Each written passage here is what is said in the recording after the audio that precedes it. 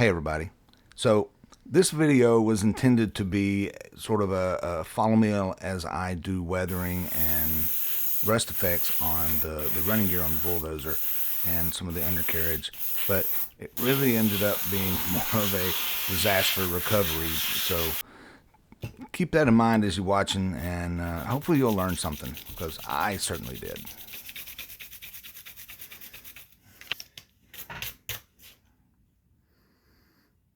This stuff's eating through the... This is not heavy chipping fluid. Well, that's a train wreck.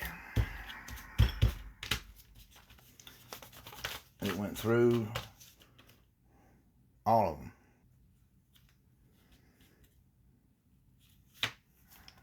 So kind of give an update on the bulldozer and what's going on with that.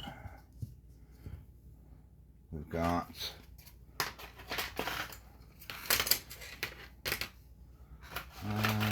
bits and pieces. Saw the engine.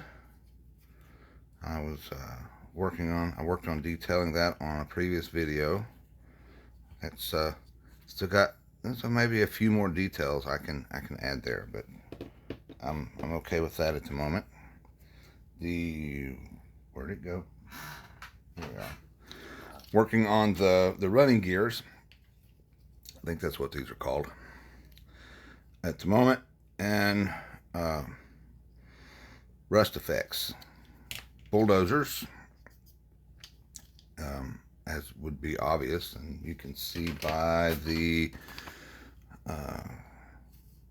reference photos I'm using, as you're using a bulldozer, it just scrapes all the paint off the work surfaces and leaves some of these beautiful rust colored patinas on them.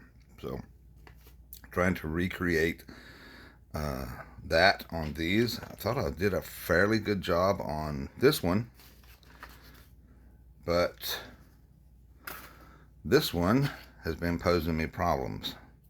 I'm on the second attempt of it. I got it down and then had to strip it completely, and actually found a pretty decent stripper.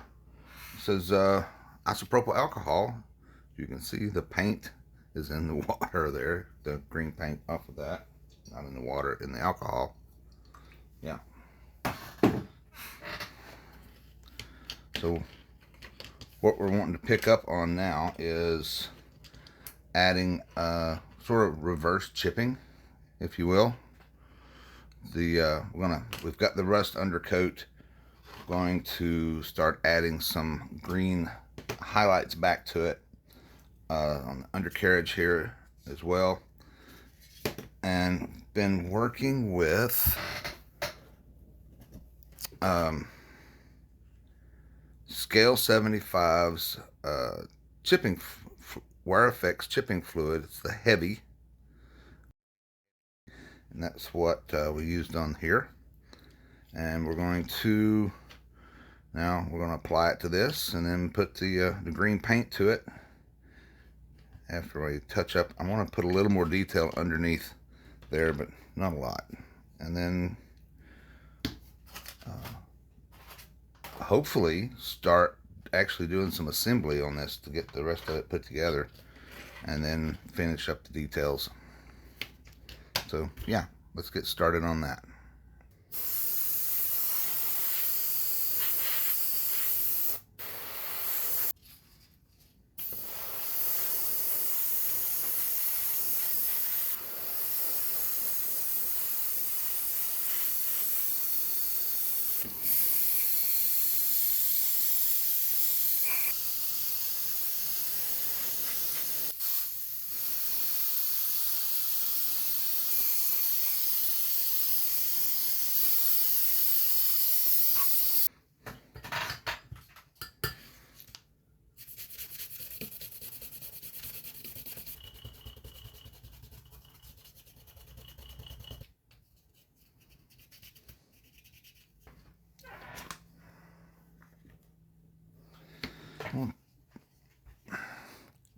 So for the purposes of this piece right here, and the chipping fluid, I think is a failure.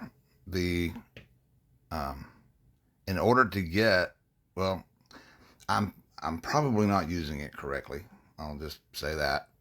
But for the purposes that, for the effect I am trying to achieve, this is not working very well.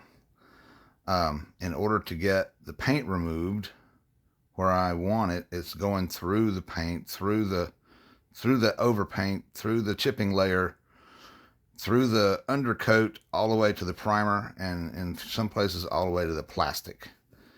So it's not, it's just not working the way I want it to.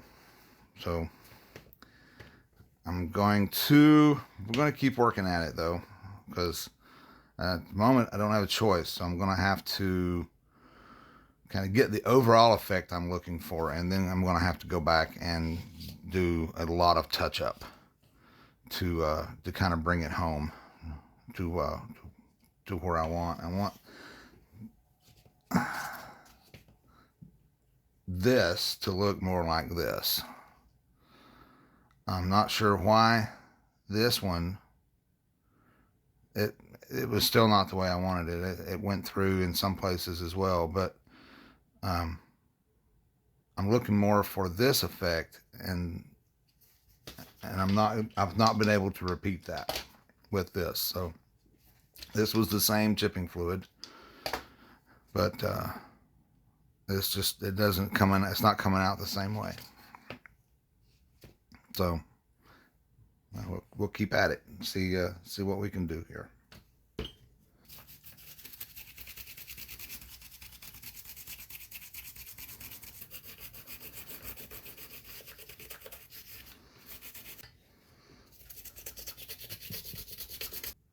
Again, you can see it's blown through the all the layers right down to the primer. So again, it's doing a little better on this side, but not much. So I need to figure that out. It's also coming off, and it's peeling rather than wearing down. It's not acting like sandpaper, it's acting like paint stripper. That's a little closer.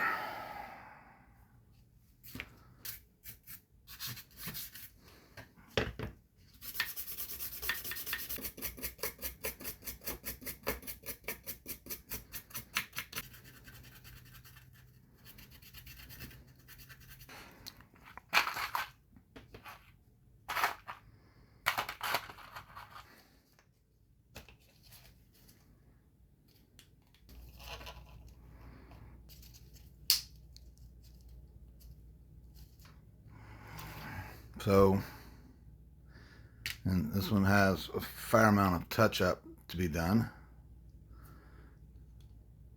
The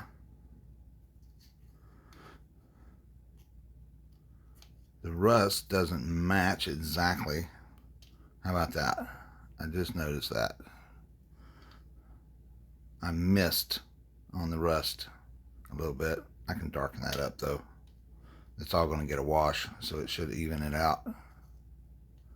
Yeah, it's not what I wanted, not exactly anyway. I mean, it's close. I think I can fix it to where I would like it, but it's going to require a little more effort than I was anticipating to get there, which is, you know, it's okay. It's a hobby. I'm in no hurry. Other than, you know, in my own head.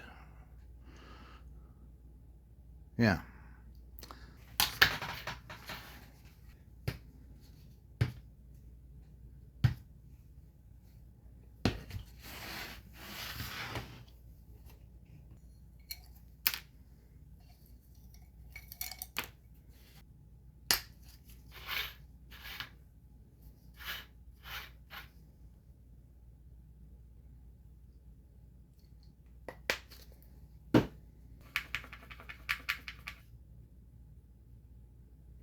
So what we're looking for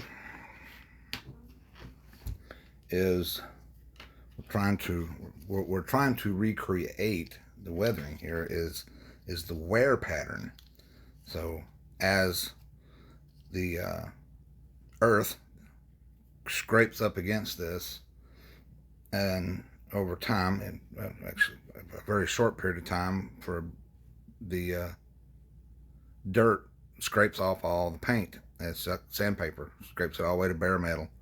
So and as it sets, it turns to rust.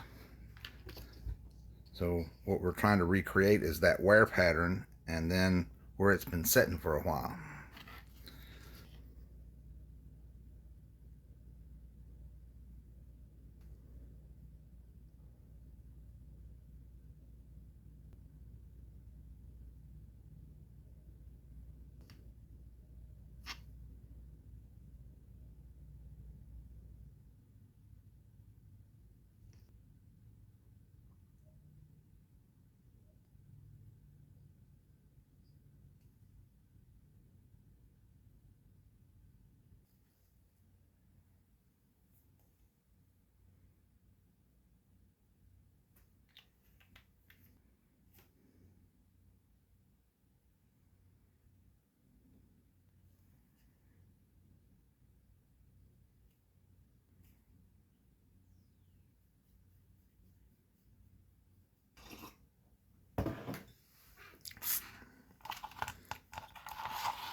I've mentioned before about, even if you're not YouTubing, that you should video what you're doing, because it's a great way to critique yourself.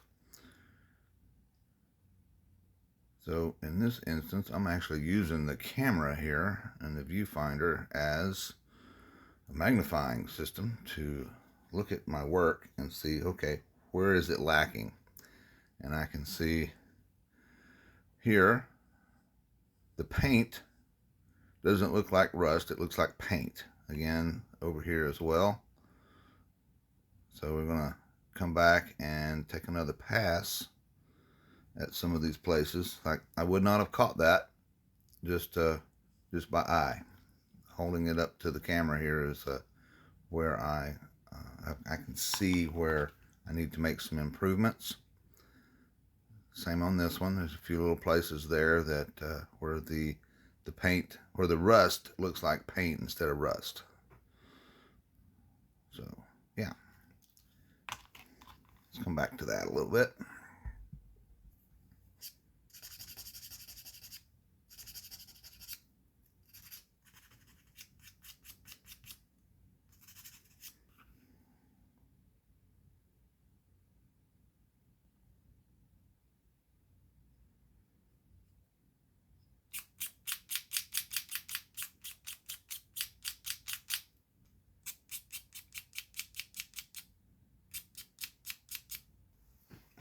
Alright, so we're going to start some assembly, and then we'll come back and with several weathering passes to tie all this together. Thanks for joining me.